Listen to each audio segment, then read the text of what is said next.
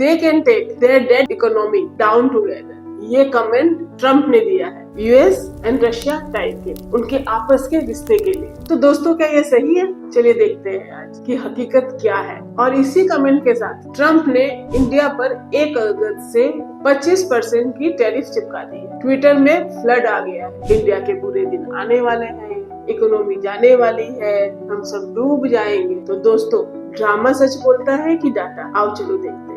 तो इस नाटक के 3 सीन है। पहला, 3 अप्रैल 2025 को ट्रम्प ने इंडिया पर 26% की टैरिफ लगाई क्योंकि हम उसकी नहीं सुन रहे थे, अपनी कर रहे थे। फिर 9 अप्रैल को उसने उस टैरिफ पर होल्ड लगाकर 10% की टैरिफ लगाई। 1 अगस्त से वो टैरिफ की रेट 25% हो गई। तो देखते हैं इसका हमारी इकोनॉमी पर क्या इम्पैक्ट। 9 अप्रैल से अभी तक निगोशिएशन चल रहे हैं, निगोशिएशन कंप्लीट नहीं हुए हैं, लेकिन ट्रम्प ने 31 जुलाई को 1 अगस्त से 25% की टैरिफ इंडिया पर थोप दी है। फाइनेंशियल ईयर 24 में इंडिया ने पूरे वर्ल्ड में 430 बिलियन यूएसडी का एक्सपोर्ट किया। उसमें से अमेरिका को केवल 18% यानी 78 यूएसडी बिलियन का एक्सपोर्ट हुआ है। तो हमारे पर इम्पैक्ट मैक्सिमम 18% ऑफ एक्सपोर्ट पे आ सकता है।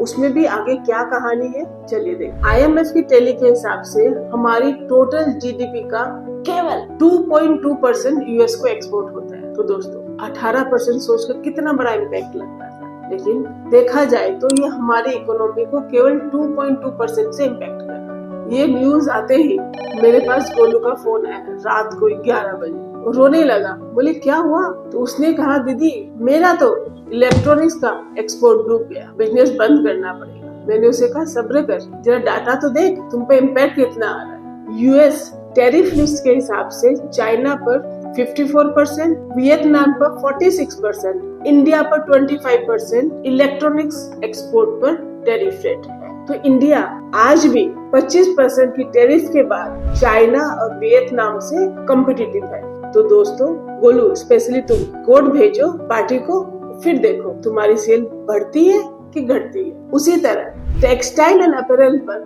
वियतनाम पर 46%, बांग्लादेश पर 37% और इंडिया पर 25% की टैरिफ लगाई। तो दोस्तों हमारे इंडिया के अपैरल हब लाइक सूरत, लुधियाना, त्रिपुरा, वहाँ पर तो आज खुशियाँ मनाई जा रही होगी क्योंकि रेट बढ़ने के बावजूद उनकी रेट कॉम्पिटिटिव है। इंजीनियरिंग एंड मशीनरी जहाँ पर चाइना ग्लोबली सबसे ज्यादा एक्सपोर्ट करता है, उस पार्ट्स पर, उस प्रोडक्ट पर यूएस ने चाइना पर 34% की टैरिफ लगाई। तो दोस्तों इंडिया अभी भी वहाँ पर 25% टैरिफ रेट पर ही है। तो अपने कोटेशन रेडी रखो, अपने इम्पोर्टर्स को डिवाइस कोड भेजते रहो। फार्मा जेनेरिक्स जहाँ पर इंडिया ऑलरेडी 35% यूएस मार्केट को कैप्चर करता है, उन प्रोडक्ट पर कोई भी टैरिफ नहीं लगी है। तो दोस्तों आप अपने क्वालिटी को कंट्रोल करते रहिए और टाइमली एक्सपोर्ट करते रहिए। ऑटो एंसिलरी यहाँ पर OEM मैन्युफैक्चर पे इम्पैक्ट नहीं आएगा, वहीं पर पार्ट्स मैन्युफैक्चर के मार्जिन पर 60 to 120 BPS इम्पैक्ट आ सकता है। तो दोस्तों अपने प्रोडक्शन को कॉम्पिटिटिव करिए और मार्केट में बने। अगर आप इलेक्ट्रॉनिक बिजनेस में हो तो टैरिफ गैप आपके फेवर में है, तो अपनी कैपेसिटी को चेक करिए, हो सकता है उसे आपको बढ़ाना पड़े। टेक्सटाइल इंडस्ट्री में हो तो अपने इम्पोर्टर से रीनेगोशिएट करिए, वियतनाम से पहले अपने न्यू कोटेशन वहाँ भेजिए, नए ऑर्डर सीज करिए। इंजीनियरिंग में हो और आप SME सेक्टर में हो तो मेड इन इंडिया को फॉलो करिए और अपने कॉस्ट इफेक्टिव करें। Pharma zero duty, no tension, quality control बनाए। ऑटो एंसिलरी डॉलर हेज करिए, अपने OEM पार्टनर से निगोशिएट करिए, मार्जिन पास थ्रू करने पर वर्क करिए। अगर आपके पर्सनल पोर्टफोलियो का रेवेन्यू का लेस देन 10% यूएस पे डिपेंडेंट है तो चिल करें। अगर आपकी मार्जिन का 40% या उससे ज्यादा यूएस मार्केट से लिंक है तो पैनिक ना करें, प्लानिंग करें और अपने मार्केट को एक्सपेंड करें। तो दोस्तों 14 अगस्त को यूएस इंडिया की टैरिफ की वापस मीटिंग होने वाली। 1 अगस्त 2025 $1 इज इक्वल टू 87 रुपीज।